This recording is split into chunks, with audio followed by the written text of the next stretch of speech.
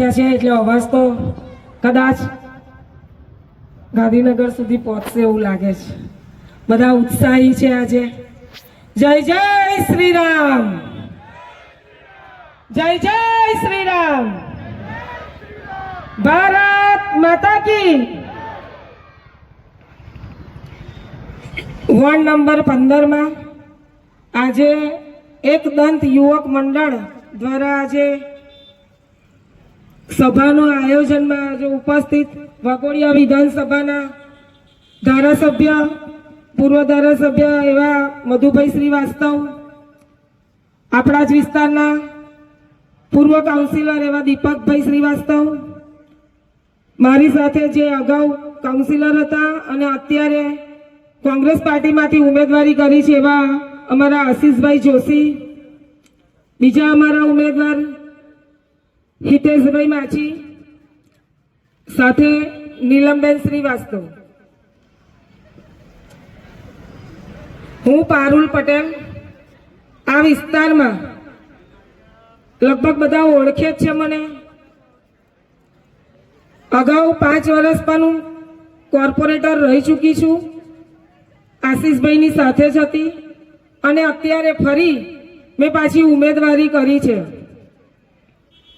મેં કોંગ્રેસ પાર્ટીમાંથી ઉમેદવારી કરી છે એટલે ઘણાને અહીંયા જે લોકો જાણે છે એમને બધાને તો ખબર જ છે, પણ ઘણા લોકોને એવું થતું હશે કે ભારતીય જનતા પાર્ટીમાંથી ગઈ વખત આ બેન આવ્યા હતા વોટ લેવા માટે અને આ વખતે હવે કોંગ્રેસમાંથી આવ્યા છે, કેમ આવું કર્યું? અમે ખાલી પક્ષ બદલ્યો છે, ધર્મ નથી બદલ્યો. પક્ષ બદલવાનું કારણ ખાલી એક જ હતું કે કોર્પોરેશનની અંદર અહીંયાથી અમને જે વિસ્તારના નાગરિકોએ વોટ આપી અને ત્યાં જો એમનો અવાજ બનીને અમે જ્યારે ત્યાં અવાજ ઉઠાવીએ ત્યારે અમારો અવાજ દબાઈ દેવામાં આવતો હતો. આશીષભાઈ જોશીએ જ્યારે કચરાનું ડોર ટુ ડોર કચરાનું કાન બહાર કાઢ્યું ત્યાંથી લઈને અત્યારે હરની બોટ કાંડ સુધી એમને જે પણ ભ્રષ્ટાચાર બહાર કાઢ્યા છે ત્યાર પછી એમને આશીષભાઈને સસ્પેન્ડ કરી દેવામાં આવ્યા. એ સૌ કોઈ વડોદરાવાસીઓ આખા ગુજરાતમાં ખબર છે કે કેમ આવું થયું. એમની સચ્ચાઈનો મેં સાથ આપ્યો. મને પણ પછી થયું કે આટલું બધું જે થઈ રહ્યું છે એમાં હંમેશા ખોટામાં ખોટું, હામાં હા મિલાવતા રહ્યા તો આપણે ફરી ટિકિટ પાર્ટી આપે કે ના આપે, આપણે આશીષભાઈનો સાથ આપવો જોઈએ. એટલે અમે બંને બહેનોએ આશીષભાઈનો સાથ આપ્યો કે માનવતાની દ્રષ્ટિએ અમે સાથ આપ્યો છે કે આજે આપણે હિન્દુસ્તાનમાં રહીએ છીએ, કોઈની માનવતા મરી પરવારી નથી એ વિચારીને આજે અમારી માનવતાની દ્રષ્ટિએ અમે એમને સાથ આપ્યો. ત્યારે અમારી સાથે એ રીતનું વર્તન થવામાં આવ્યું કે જાણે અમે પણ પાર્ટીમાં નથી. અમે બહુ રજૂઆત કરી. પાર્ટી જ્યારે મહિલા સશક્તિકરણની વાતો કરે છે ત્યારે અમે 2 મહિલા આ વોર્ડના કાઉન્સિલર જેવા અગાઉ પણ સિનિયર કાઉન્સિલર હતા, ત્યાર પછી અમારી સાથે પણ હતા, એવા અમે બંને કાઉન્સિલરની કાયમ જ અવગણના થવા લાગી. ગમે તેવા શબ્દોનો ઉપયોગ થવા લાગ્યો. ત્યારે અમારા ધારાસભ્યશ્રી મહિલા છે એમને જાણ કરી, કંઈ થયું નહીં. મેયરશ્રી બેન હતા એમને પણ જાણ કરી, શહેર અધ્યક્ષને જાણ કરી, કોઈ બાકી નથી, બધાને જ જાણ કરી, છતાં પણ અમને કોઈ જગ્યાએ બોલાવવામાં ના આવે. ગાંધીનગર કમ્પ્લેન કરી છેલ્લે મને એવું કહેવામાં આવ્યું ગાંધીનગરથી કે બેન તમે આશીષભાઈની સાથે છો ને એટલે તમારી સાથે આવું જ થશે. તો કીધું ભાઈ અમારે તમારી પાર્ટીમાં રહેવું પણ નથી. જ્યાં આગળ સાચું ના બોલવાનું હોય એવી પાર્ટીમાં અમારે રહેવું પણ નથી અને આશીષભાઈની સાથે અમે કોંગ્રેસ પાર્ટીમાં જોડાઈ ગયા છે. જે ભાઈ અત્યારે બહુ ગુમો પાડીને બોલે છે, ગઈકાલે તો મને પોતાને ધમકી અપાઈ. એની હેસિયત શું છે ને એ હું એને બતાવીશ. હું પણ પાટીદાર છું, એની હેસિયત બતાવી દઈશ. મને ધમકી અપાઈ છે, જો મને કોઈ નુકસાન કરી તો હું એની હેસિયત બતાવી દઈશ. એવું બોલી રહ્યો છે કે 10 પાસ છે બધાને હા, હું સ્વીકારું છું 10 પાસ છે. તમારા નાયબ મુખ્યમંત્રીને કોણ સ્વીકારે કે હું 8 પાસ છું? નાયબ મુખ્યમંત્રી કેટલું ભણેલા છે એ પહેલા પૂછો. એમને કોઈ સ્ટેજ પર બોલે કે હું 8 પાસ છું એવું?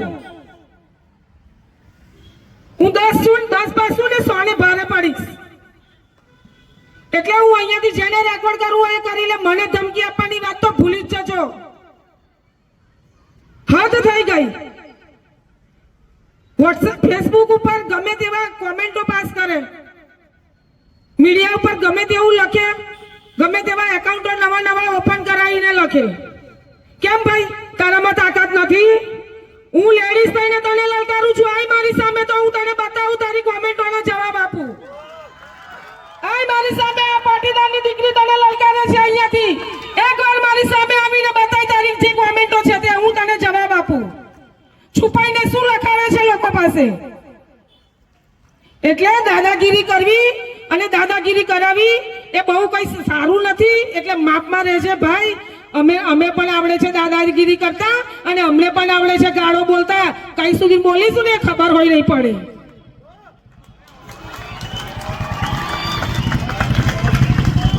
ગમે ત્યારે ધમકાઈ દેવાના. કેમ કઈ ખરીદી લીધા છે ભાઈ? ત્યાં તારું કામ નહીં કરવા દઈએ, તારું આ નહીં થાય. આજે એક બેનને એવું કીધું કે તમારી પાસે કોઈ ઓથોરિટી નથી કામ કરવાની, ચૂંટણી પછી તમને ખબર પડશે.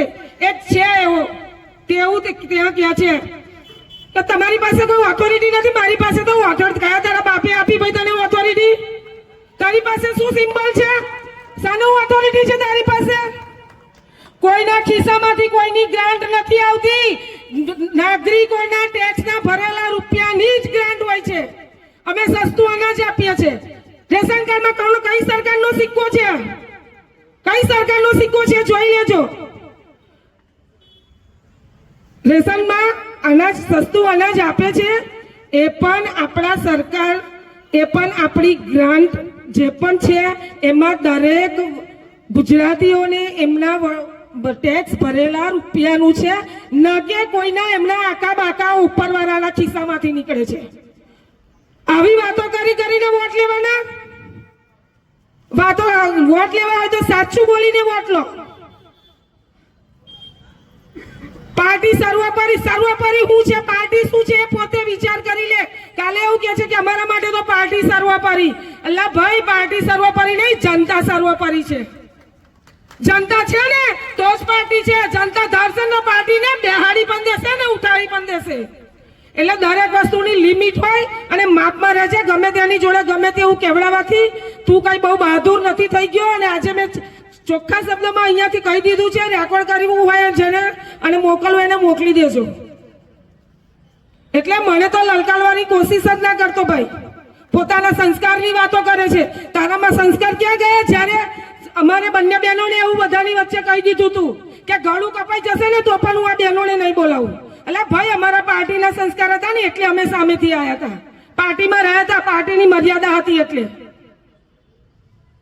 અને આજે તું વાતો કરે છે મહિલા સશક્તિકરણની. તારી ભાષામાં જો તું ગમે તેને ગમે તેવું બોલી રહ્યો છે. હા, 15 નંબરનું સંગઠનમાં પણ કોઈ એક વ્યક્તિ એવો નથી કે જેની સાથે એને બોલાબોલી ના થઈ હોય. બધાને ગમે તેવું બોલી નાખે છે. બધા ચલાવી લેશે. ભાઈ, આ પાટીદારની દીકરી નહીં ચલાવે એટલું યાદ રાખજે. આટલું યાદ રાખજે, હું નહીં ચલાવું જો મારા ઉપર કઈ પણ આવ્યું તો. આશીષભાઈ ની વાત કરે છે. આશીષભાઈ આમ ને આશીષભાઈ તેમ. અલા, આશીષભાઈએ જે કર્યું છે સભાની અંદર ને જે બાળકોને બહેનો માટે જે કર્યું છે ને, એકવાર તો તું અવાજ ઉઠાવી જો. 9 મુસ્લિમ હતા અને બીજા હિન્દુ હતા તો હિન્દુ માટે તો અવાજ ઉઠાવી જો. મુસ્લિમોને તને નથી બે તો હિન્દુ માટે અવાજ ઉઠાવી જો. એકવાર અવાજ ઉઠાવવાની તાકાત તો રાખ, પછી બીજા ઉપર આંગળી કર. એટલે આપ સૌને મારી એક વિનંતી છે કે કોઈની પણ વાતોમાં ના આવતા. કોઈ બધું જ બોલશે, ગમે તેવું બોલશે. અત્યારે બધું જ ચાલી રહ્યું છે એટલે કોઈની વાતોમાં ના આવતા. આજે આપણી સાથે આશીષભાઈ જે છે, એમના સાથે નીલમબેન શ્રીવાસ્તવ છે, હિતેશભાઈ છે. આ પેનલને જંગી બહુમતીથી જીતાડવાના છે અને જીતાડ્યા પછી એને જવાબ આપવાનો છે. એટલે કોઈ પણ કોઈની વાતોમાં ના આવતા. બાકી વડોદરા આપણું સંસ્કારી નગરી છે. જેની વાત કરતા હતા ને હમણાં થોડી વાર પહેલા હું જે ભાઈની વાત કરતી હતી, આપણા નાયબ મુખ્યમંત્રી પોલીસ સ્ટેશનનું ઉદ્ઘાટન હતું ને ત્યારે પણ આપણા વડોદરાને ગુંડા રાજ કહીને ગયા હતા. ત્યારે પણ કોઈનામાં તાકાત નથી બોલવાની કે અમારું વડોદરા સંસ્કારી નગરી છે એવું. એટલે આપણી વડોદરા સંસ્કારી નગરી છે, એની ઓળખ આપણે પાછી લાવવી હોય તો આ પેનલને જંગી બહુમતીથી જીતાડજો. આશીષભાઈને પણ જો આ પેનલ હારી તો આશીષ જોશી જેવો કોઈ બીજો પેદા નહીં થાય કે સભાની અંદર હાથ ઊંચાવ કરી અને એ લોકોને બતાવે અને બોલી શકશે પ્રજા માટે.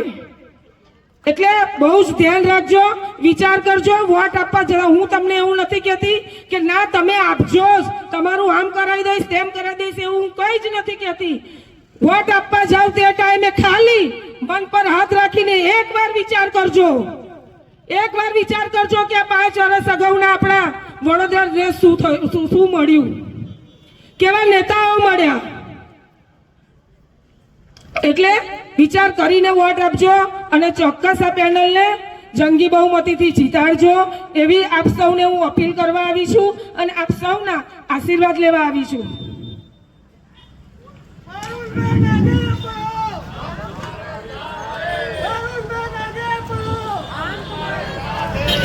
બસ વધુ તો નહીં કહેતા. હજુ આપણા આશીષભાઈ પણ છે બોલવાના, મધુભાઈ પણ છે, દીપકભાઈ પણ છે. પણ બસ જો જે મારા મનમાં હતું એ મેં કહી દીધું છે. કદાચ કોઈને ખોટું લાગ્યું હોય તો લાગવા દો, પણ જે કીધું છે એના પર હું પણ કાયમ રહીશ. અને ક્યારે પણ અહીંયા બેઠેલી મારી બધી બહેનો માતાઓને કહું છું, ક્યારે પણ જરૂર પડે તો મને કાં તો નીલમબેનને કંઈ પણ અમારા લગતું કામ હોય તો એની ટાઈમ અમને ફોન કરજો, અમે તમારી સાથે રહીશું. પણ 26 તારીખે કચકચાઈને એવું બટન દબાવજો કે એ લોકોને 28 તારીખે એમનો જવાબ મળે. બસ વધુ નહીં કહેતા. જય જય ગરવી ગુજરાત, ભારત માતા કી જય.